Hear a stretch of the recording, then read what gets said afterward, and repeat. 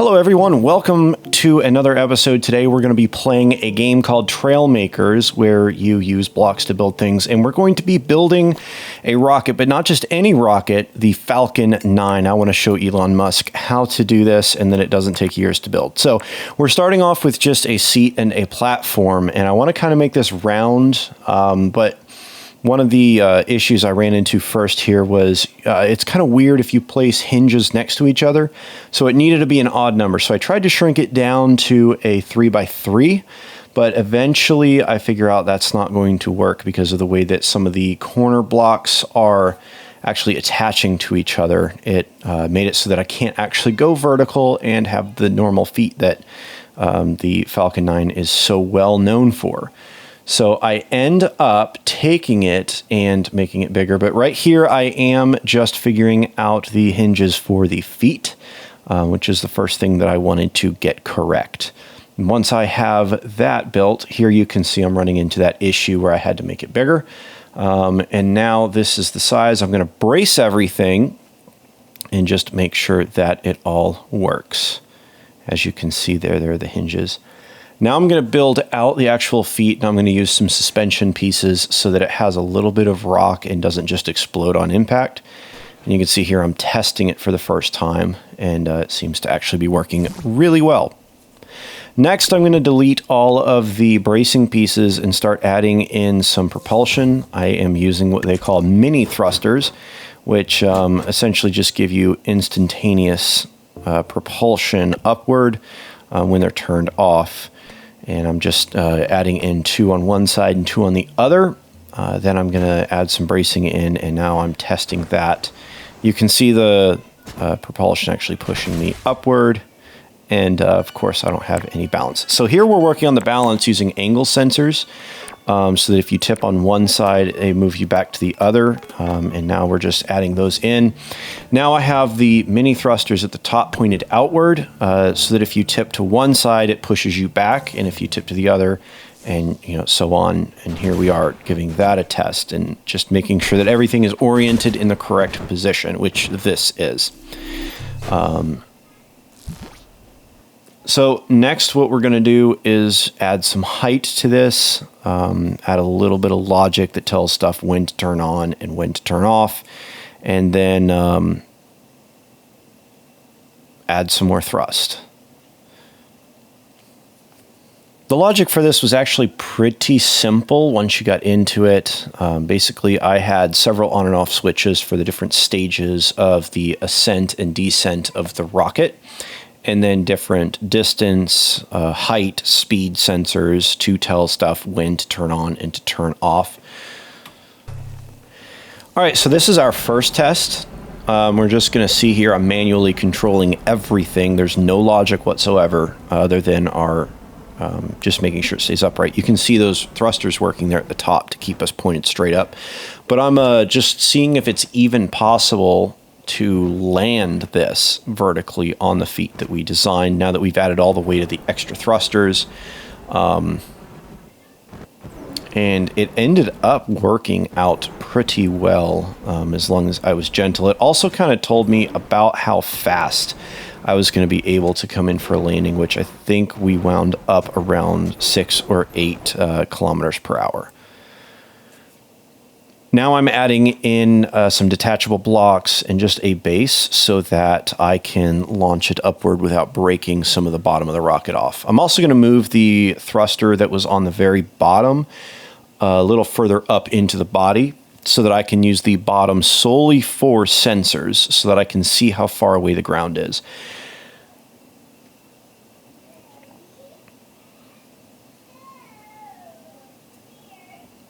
And you can see here, I am just trying to make sure that that is going to work correctly. Now I'm adding some distance sensors in here. One of them is going to tell the rocket to turn off when you land, so that you're coming down here and you see it turn off. So that cuts all power to the engine so that it doesn't accidentally lift back up.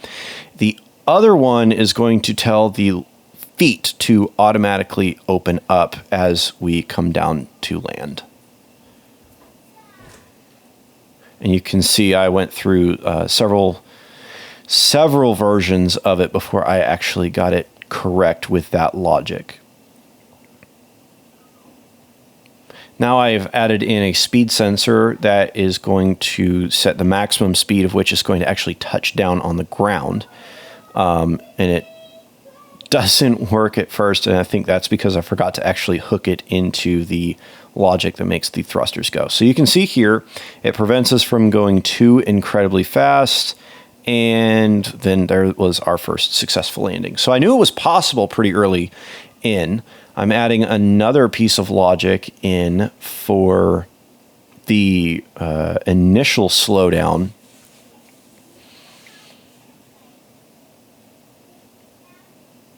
And then you see that second sensor there that controls the feet that I was talking about. We're finally hooking that up as well and just dialing in how far off the ground we want those feet to deploy. And what you saw there was me just manually controlling the thrust and letting everything else be automatic. Now we're programming in the height of the first slowing down. So it will launch up and then free fall for a while before it turns on to slow down to actually land. And we're programming how far up in the air that actually is going to be. Now this right here is all automated flight. I'm not doing a single thing here. It is flying itself in for a nice and soft landing as those feet open up and it touches down.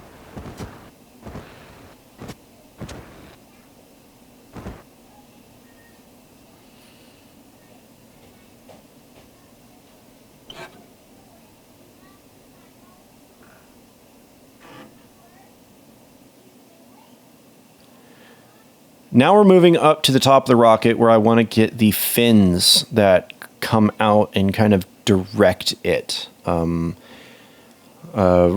went through a couple of different designs, but I ended up landing on just using some angled pieces because I ended up not needing them to actually function for anything.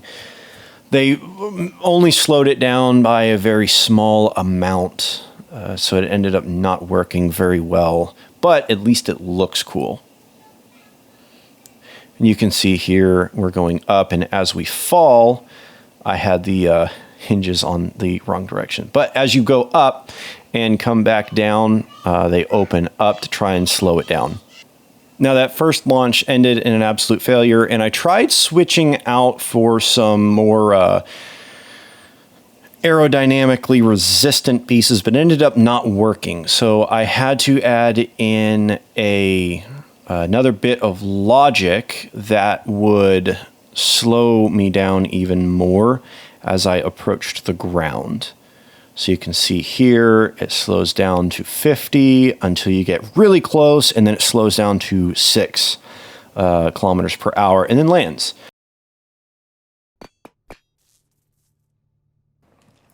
All right, now that I feel like I have a pretty well-working rocket, the booster actually seems to work really well. Let's just fire it off once here. It goes up for 15 seconds, which we are going to change towards the end, but I want to get the timing right for all of this. So it goes up like the rocket would. Those kind of keep it on track, and I'm considering actually turning those off on our way up and only using them on the way down. But see, then it stops, then these come out to guide it down, as well as that rocket, and it keeps it at about 50 kilometers per hour. I think I'm going to actually turn that up to 100. And as it comes down, it slowly descends.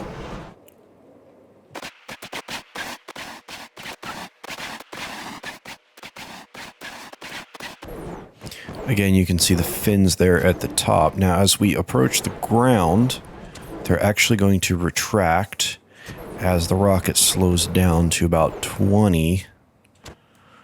Actually, the vertical speed is significantly less than that. I think it's like 8, maybe 10, as it drifts slowly. And you can see our launch pad over there. So actually pretty close to where we launch. And it comes down, and right before it touches down, the feet come out, And, oh, of course. So as I'm showing this off, this is the first time it's ever actually toppled over like that. But that's okay, because we are not completely done. I wanted to, which one was this? Yeah, 6 kph. I wanted to let those come out at 40. That's fine.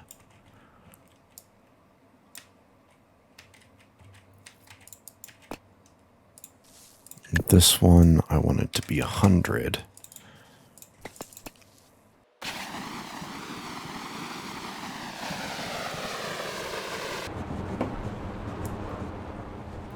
You can see the ground is very far away, 300 meters kphs. Okay, and so then the rocket turns off as it falls back. Then those come out, and it limits to about 100.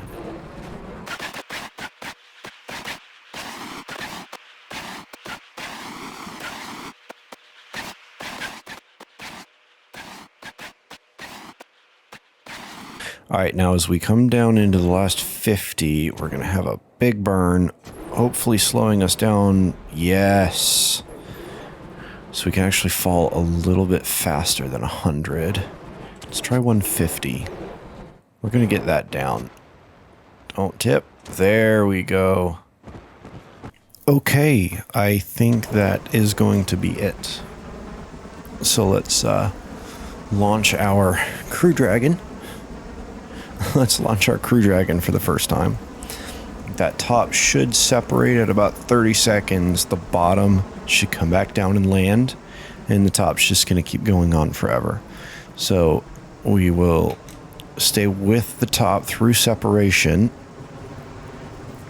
and then we will exit and try to chase the rocket down and see if we can get on the ground and watch it land. We're going to do it once in the Crew Dragon, and then once in the actual booster. I made it so that you can be in either one of them. It's actually doing really well. That is a terrible Crew Dragon. But the 700 block limit is just hard.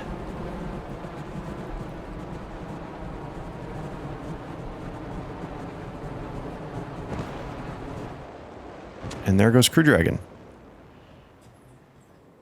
Alright, so I guess this time we're going to follow this down. And I'll show you that this can actually land.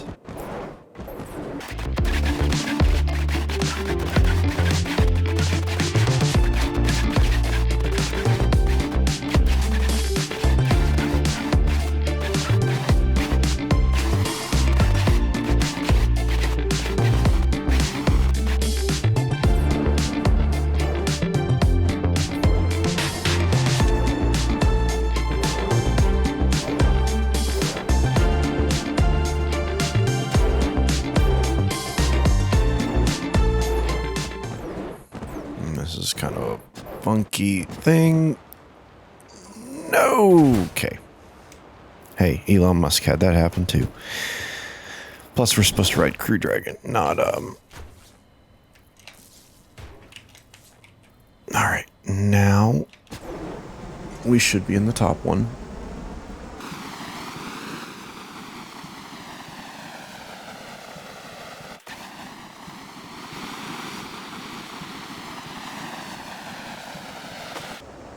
There it goes. And we are off. And we're pointed straight down. Hey, at least we're going to have a good view of that rocket as it comes down.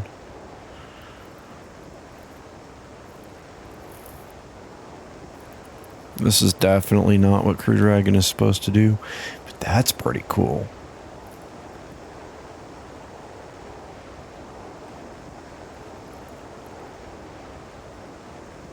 Like, legitimately, that is really cool. Not the fact that we're plummeting to our death, but we're just gonna get out and... I mean, that is just atrocious. I could literally fly that thing backwards and it wouldn't make any difference. Oh, it even looks like the real thing.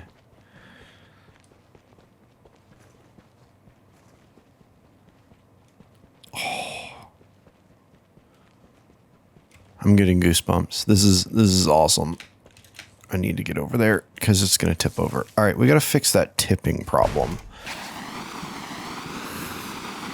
If we can get it to land this time, we're calling it good.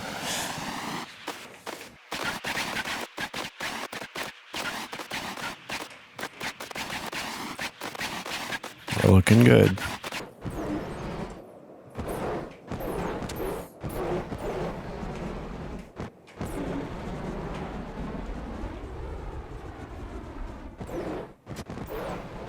Oh yeah, I think we're going to be good.